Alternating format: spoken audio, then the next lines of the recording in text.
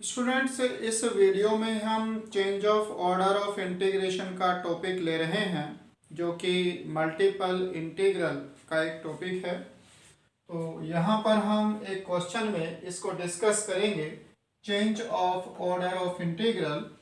और इसमें change of order की हमें इसलिए ज़रूरत होती है कि कई बार ऐसा इंटीग्रेशन हमारे पास होता है कि उसे हम डायरेक्टली इंटीग्रेट नहीं कर पाते, लेकिन अगर उसका ऑर्डर चेंज कर दिया जाए तो उसे हम इंटीग्रेट कर सकते हैं। तो change of order of integral में हम किसी फंक्शन का इंटीग्रेशन करना नहीं सीख रहे हैं, बल्कि केवल उसका ऑर्डर चेंज कर रहे हैं। तो जैसे हमने कि क्वेश्चन लिया है, change the order of integration in the integral this. तो इस डबल इंटीग्रल में जो इंटीग्रेशन है वो इस बात पर डिपेंड करता है कि वेरिएबल लिमिट किसकी है और कांस्टेंट लिमिट किसके लिए है। तो अगर हम यहाँ देखें तो ये लिमिट y में दी गई है, इट मीन्स ये x की लिमिट होगी। तो जो x की लिमिट है वो वेरिएबल है, तो ये हमें पहले x के लिए इंटीग्रेट करना होगा और उसके बाद y के लिए इंटीग्रेट करना होगा जिसकी लिमिट कांस्टेंट है।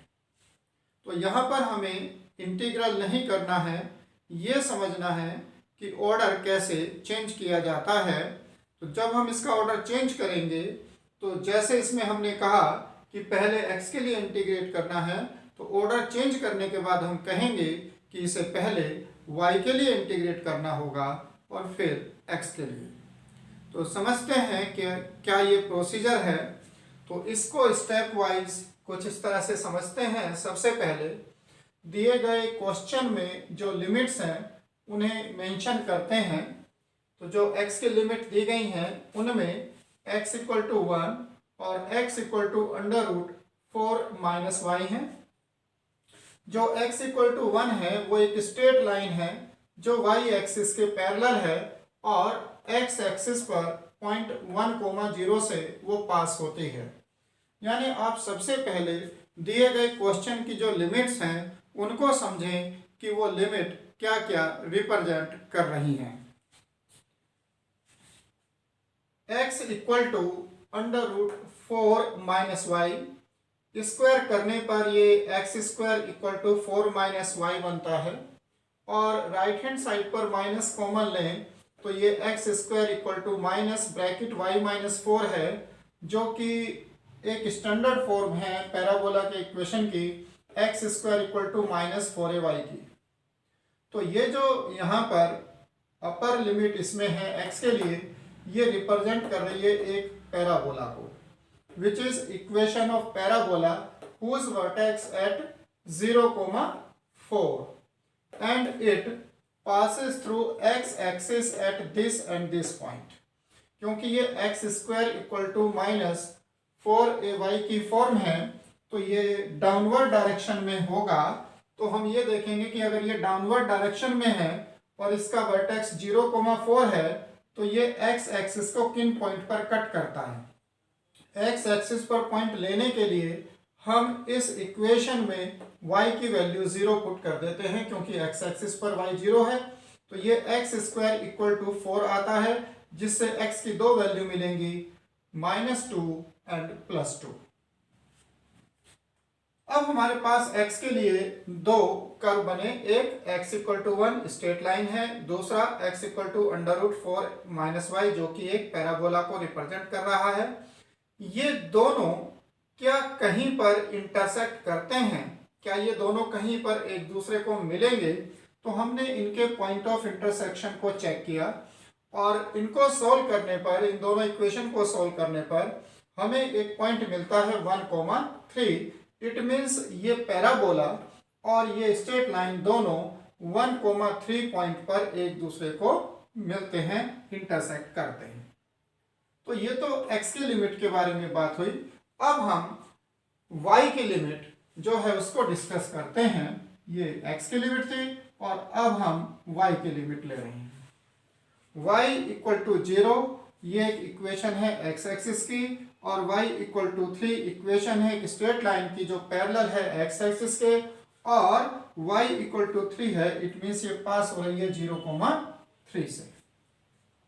तो हमने पहले स्टेप में जो लिमिट्स दी गई थी उनको समझा है, उनको मेंशन कर दिया है कि दो लिमिट x के लिए और दो y के लिए क्या क्या रिप्रेजेंट कर रही हैं, और ये भी मेंशन इसमें कर देते हैं कि जो लिमिट है y में वो लिमिट x की होगी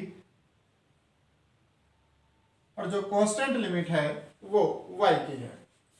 अब step number 2, in the given integral limits of x are variables.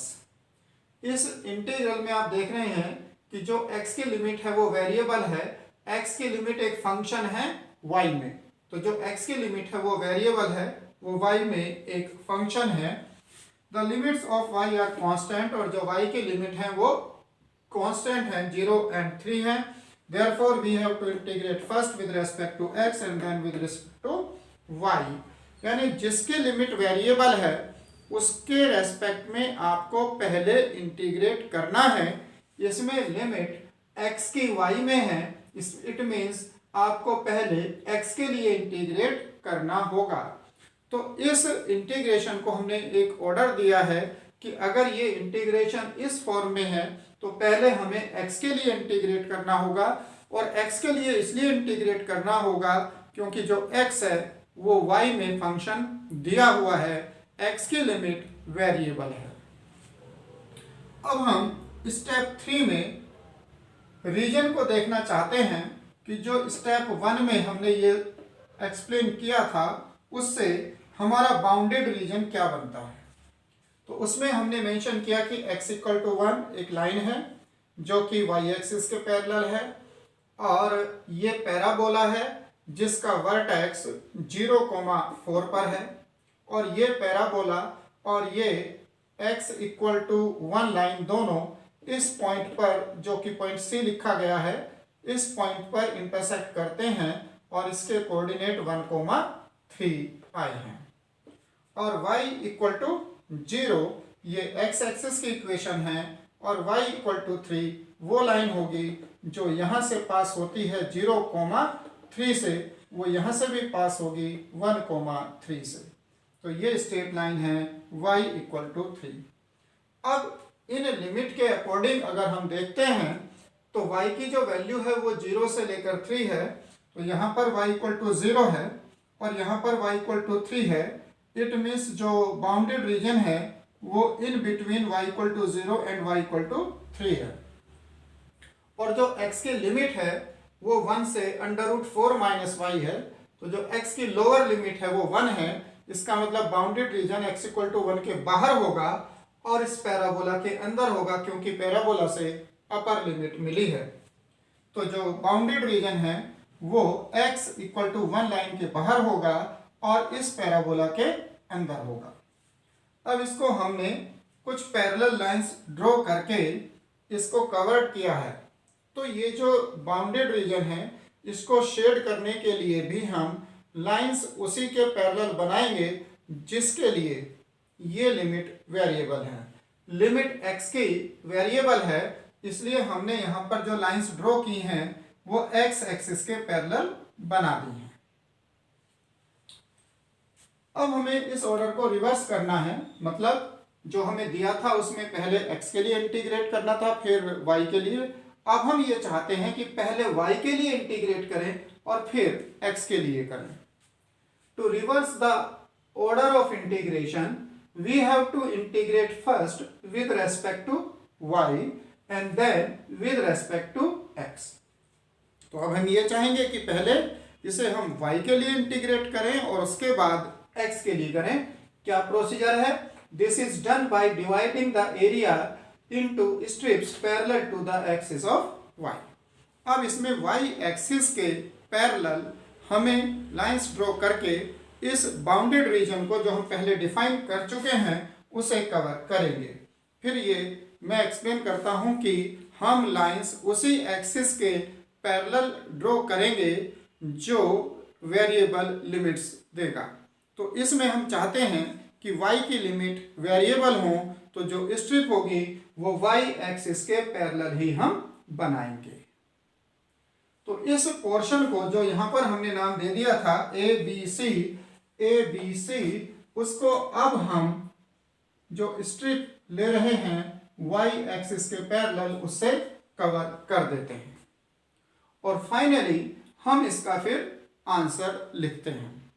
अब जो हम आंसर इसका लिखेंगे, जो रिजल्टिंग आंसर होगा उसमें y की लिमिट वेरिएबल होंगी और x की लिमिट कांस्टेंट, ऐसा हम ऑर्डर चेंज करके बना रहे हैं।